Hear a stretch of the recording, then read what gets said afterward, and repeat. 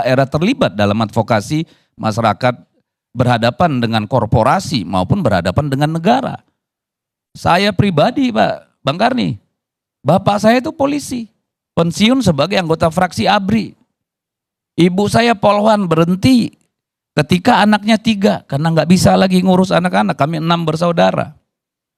Kakek saya polisi, paman saya polisi, saya makan beras catu, anak kolong asli. Saya cinta polisi, institusinya. Dan saya percaya banyak orang baik di lembaga kepolisian yang sekarang juga pasti merasa terganggu dengan berbagai kejadian yang terjadi terkait dengan pemilu. Tidak hanya pemilu. Mari kita lihat data dari Kontras. Sepanjang 2023-2024 ada 641 peristiwa kekerasan melibatkan polisi. Di antara 641 peristiwa itu 38 korban jiwa melayang. Sejak 2017 sampai kemarin ada sekitar 94 extrajudicial killing, unlawful killing. Ini kan persoalan yang sebenarnya harus menjadi prioritas dari polisi. Hari-hari ini ini saya mau cerita dulu, bahwa tugas polisi itu banyak banget dan kita butuh mereka presisi dan profesional. Judi online. Bagaimana sekarang masyarakat dirasuki oleh yang namanya judi online. Kita lihat di negara bahkan seperti Inggris, itu terjadi penurunan pertumbuhan ekonomi. Rakyatnya jutaan yang terkena jeratan judol. Tapi sampai hari ini kita tidak pernah mendengar peristiwa pemberantasan judi online yang luar biasa. Narkoba. Saya dapilnya di Kalimantan Utara, banyak pintu perbatasan sana yang saya aja tahu dari sana sering masuk yang namanya narkoba. Ini persoalan-persoalan sosial kebangsaan yang memerlukan polisi yang profesional dan presisi. Itu penting bagi kita. Lalu kemudian muncul juga gagasan bagaimana kalau dibawa Kemendagri. Usulan ini enggak tiba-tiba kita usulkan. Kita pernah mengalami bahwa kepolisian ada di bawah Kemendagri. Kita pernah mengalami kepolisian di bawah Menteri Keamanan dan Kepolisian kalau saya tidak salah. Bahkan 2 tahun yang lalu, tidak sampai 2 tahun yang lalu saya kira, ya, itu banyak sekali scholar, akademisi, intelektual yang menyerukan. Misalnya, ini Menhan kemarin pernah bilang tuh Pak Ramizat, di seluruh dunia namanya tentara itu di bawah Ministry of Defense. Polisi itu di bawah kementerian. Gubernur Lemhanas juga mengusulkan agar polisi di bawah kementerian. Peneliti BRIN sama. Ini ada peneliti UNJ juga mengatakan yang sama. Pengamat dari Universitas Brawijaya sama. Jadi kaum intelektual, kaum terdidik juga sudah banyak mengusulkan itu. Tetapi lebih dari itu saya kira, kita kan harus berproses sebagai bangsa. Dulu kita memisah TNI bagi Polri dari angkatan bersenjata supaya mereka profesional menjadi benteng perlindungan, pencarian keadilan dan law enforcement. Apakah tidak saatnya sekarang kita melakukan evaluasi? Sudahkah kepolisian ini memenuhi harapan masyarakat itu? Atau apakah ada bagian-bagian yang perlu kita sempurnakan? Misalnya, apakah kita membutuhkan supaya seperti di banyak negara yang beradab, polisi itu kecuali yang resersenya atau homicide-nya atau yang drugs related law enforcement itu nggak pakai senjata. Kalau kita jalan misalnya di Korea, nggak ada tuh polisi bawa pistol di mana-mana. Kita pergi ke Inggris tuh cuma bawa pentungan. Kecuali misalnya berhadapan dengan pelaku kejahatan dengan kekerasan, perampokan atau macam-macam lah. Apakah tidak perlu kita bicarakan itu? Apakah polisi yang sekarang sudah 1.000.000% merupakan kondisi polisi yang kita mimpikan bersama-sama? Nah, harap diambil apa yang kami sampaikan ini adalah bagian dari kecintaan kami pada polisi sebagai satu-satunya institusi yang diberi kekuatan koersif oleh negara, diberi senjata oleh negara untuk melindungi dan mengayomi. Kalau kita lihat yang namanya Tribrata itu, Pak, biar saya bacakan. Tribrata itu jalan ninjanya polisi, Pak. Saya bacakan poin nomor 2 aja. Menjunjung tinggi kebenaran, keadilan dan kemanusiaan dalam menegakkan hukum NKRI yang berdasarkan Pancasila dan Undang-Undang Dasar 45. Sudahkah ini kita dapatkan sebagai masyarakat?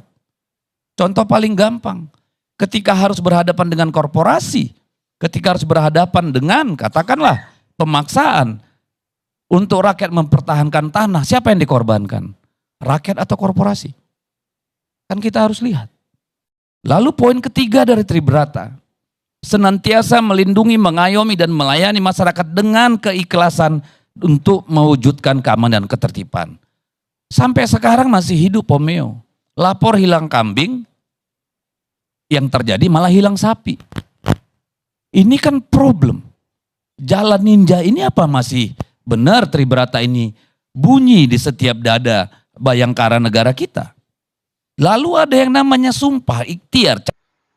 Ya, halo teman-teman, selamat datang lagi di channel ini. Salam inspirasi, salam NKRI, harga mati.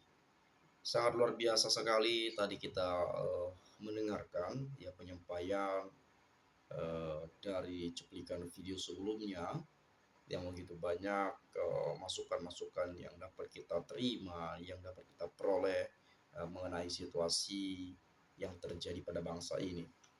Ya tentu memang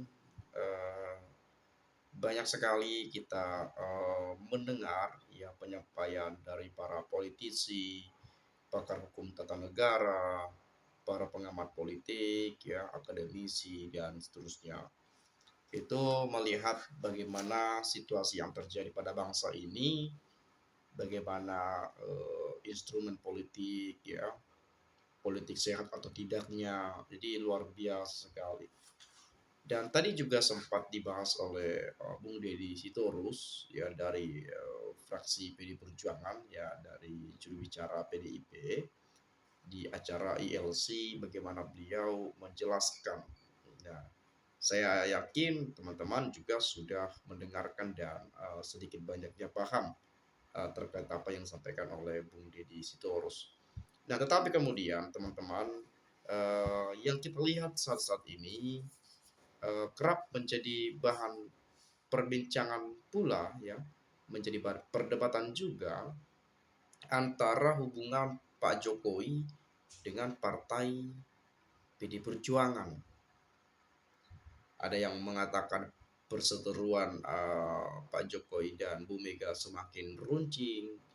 Ada yang bilang ini sebetulnya tidak perseteruan, nggak ada perseteruan antara Pak Jokowi dan Megawati. Yang ada Pak Jokowi cemburu pada reputasi Ibu Mega. Atau mungkin Jokowi tidak terima pada saat Bu Mega menolak permintaan 3 periode tersebut. Nah, jadi banyak sekali. Lalu kalau kita melihat berdasarkan beberapa penyampaian-penyampaian yang pernah saya dengarkan, bahwa tanpa Jokowi PDIP nggak ada apa-apanya. Dan begitu juga sebaliknya, tanpa PDIP Jokowi bukan siapa-siapa. Nah, ini kan dua sudut pandang yang berbeda. Nah, kalau saya membenarkan si A, kalau saya membenarkan si B, ya takutnya saya tidak benar dalam membenarkan hal itu. Tapi saya yakin ya teman-teman pasti sudah mengetahui, sudah paham bagaimana mengenai situasi yang terjadi. Apakah memang benar tanpa Jokowi PDIP nggak ada apa-apanya, atau tanpa PDIP Jokowi bukan siapa-siapa? Saya lebih ke tanpa PDIP Jokowi bukan siapa-siapa.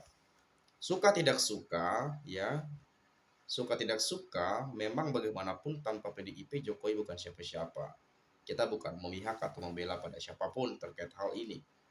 Karena bagaimanapun memang benar Pak Jokowi dipilih langsung oleh rakyat. Tapi kalau tidak ada partai pengusung atau tidak disetujui atau tidak diberikan rekomendasi oleh ketua umum partai, apalagi di PDIP gitu ya, ketua umum itu punya hak eh, prerogatif beliau gitu ya dalam mengambil keputusan atau hal-hal yang lain.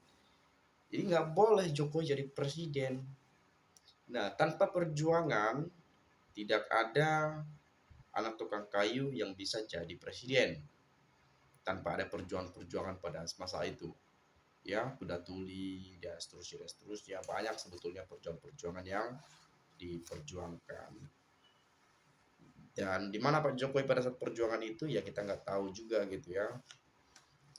Saya nggak pernah mendengar Pak Jokowi itu aktivis, saya nggak pernah mendengar Pak Jokowi itu pernah terlibat dalam aksi seperti ini, seperti itu dan seterusnya. Tapi terlepas daripada yang saya tidak dengar ya beda cerita lagi gitu ya. Nanti teman-teman saja tuh yang menceritakan, oh Pak Jokowi pernah jadi ini, pernah jadi ini dan sebagainya. Ya bisa saja gitu ya. Wes, ya monggo disampaikan. Nah, lalu kemudian memang hubungan antara Bu Mega dan Pak Jokowi ini kan bisa kita bilang ya mungkin untuk saat ini atau bahkan sampai seterusnya nggak ada lagi pintu maaf. Maaf sih dimaafkan gitu ya. Mungkin tidak ada lagi pintu masuk untuk Pak Jokowi bergabung ke PD Perjuangan. Dan makanya sekarang kan Pak Jokowi kerap menjadi sorotan gitu ya. Kenapa menjadi sorotan? Ya karena memang perilaku tindakan politik beliau yang banyak orang menganggap ya masih merasa dia punya kekuasaan, tidak ikhlas dengan jabatan yang sudah selesai. Ya, bagaimana kita melihat proses pilkada kemarin, ya keterlibatan Pak Jokowi banyak sekali pada daerah-daerah provinsi besar di negeri ini gitu ya. Seperti misalnya di Jawa Tengah, ada di Sumatera Utara, ada di Jakarta, ada di ya pokoknya di mana-mana lah ya seterusnya. Banyak sekali yang di-endorse oleh Pak Jokowi, yang dikampanyekan oleh Pak Jokowi. Dan bahkan yang lebih apanya, saya rasa banyak orang yang mencalonkan itu ya, baik bupati, wali kota atau apa gitu ya, bahkan gubernur sekalipun datang untuk minta restu Pak Jokowi. Bayangin aja dulu, minta restu pada Jokowi, yang padahal Jokowi jelas sudah tidak lagi berkuasa, sudah nggak ada jabatan lagi sebagai presiden, sudah digantikan oleh Pak Prabowo. Jadi menurut saya juga bagaimanapun efek Jokowi memang ada, tapi tidak sebegitu besar lah. Tetapi yang lebih besar adalah efek kekuasaan, efek jabatan itu yang besar menurut saya. Kalau efek Jokowinya langsung sebagai manusia gitu ya, dalam bentuk pertemanan, dalam bentuk personal gitu ya, ya saya rasa ada tapi nggak besar-besar banget dibandingkan pada saat beliau sebagai presiden. Nah buktinya banyak ya yang di-endorse kemarin kalah gitu ya. Bahkan Ridwan Kamil di Jakarta pun ya tumbang juga tuh. Meskipun belasan partai politik yang mengusung beliau ya kalah juga tuh dibuat PDIP. Bahkan sekelas Dharma Kongres Kunwardana sekalipun calon independen yang eh, dulunya mungkin mantan polisi gitu ya, tapi dari segi partai, dari segi apa kan saya rasa mereka berdua ini belum ada terlibat apa-apa gitu ya. Tapi bisa mendapatkan suara sebesar itu. Dan itu bahkan gue lebih salut sama Dharma Kongres dan Kunwardana di Jakarta kemarin itu ya. Luar biasa loh, dapat segitu suaranya. Banyak sekali itu. Dibandingkan belasan partai politik yang mengusung, kalau dihitung-hitung per partai itu paling bisa mengeluarkan 5% suara. Gitu ya. 50% kali yang diperoleh per partai karena belasan partai 5 5 10 20 30 ya kurang lebih 5 7 seterusnya seperti itulah ya, luar biasa sekali. Nah lalu kemudian memang kita kembali lagi pada topik yang disampaikan tadi ya bahwa eh, PDIP juga sekalipun telah memecat Pak Jokowi gitu ya, ya saya rasa sudah selesai.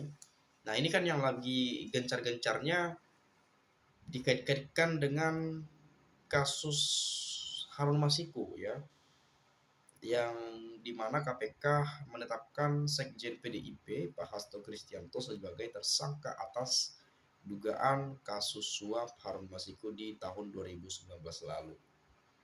Ya KPK ini ya memang ya orang-orangnya Jokowi juga kayaknya, karena banyak orang yang menyebutkan itu.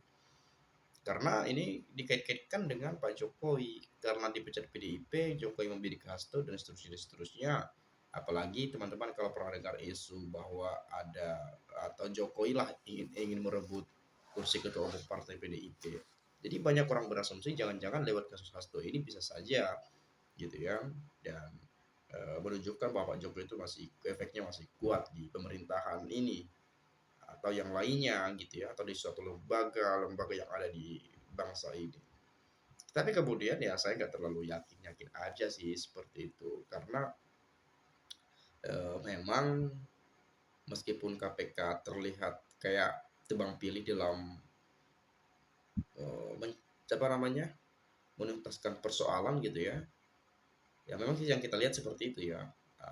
Dan banyak sekali dugaan-dugaan bahwa ada semacam KPK sebagai alat politik untuk kepentingan-kepentingan tertentu ya, masih tetap diintervensi seseorang, dibayar seseorang dan seterusnya itu banyak sekali gitu ya.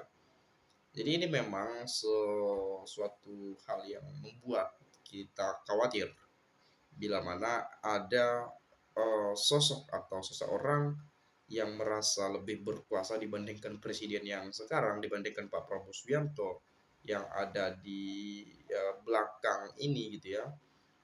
Di selain Pak Prabowo ada kekuatan yang super besar ya di balik ini semua, kita nggak tahu karena banyak hal-hal yang mengucapkan hal seperti itu yang kerap sekali saya lihat dan saya dengar. Ya mungkin itu saja teman-teman ya dari penilaian saya atau mungkin dari masukan yang saya tambahkan sebagai dari sudut pandang kacamata awam gitu ya. Teman-teman juga nanti kalau sudah paham ya bolehlah silakan sampaikan pendapat Anda di video ini ya. Ya, saya minta maaf kalau ada yang salah. Saya ucapkan kepada Anda sekali lagi salam inspirasi, salam NKRI, harga mati.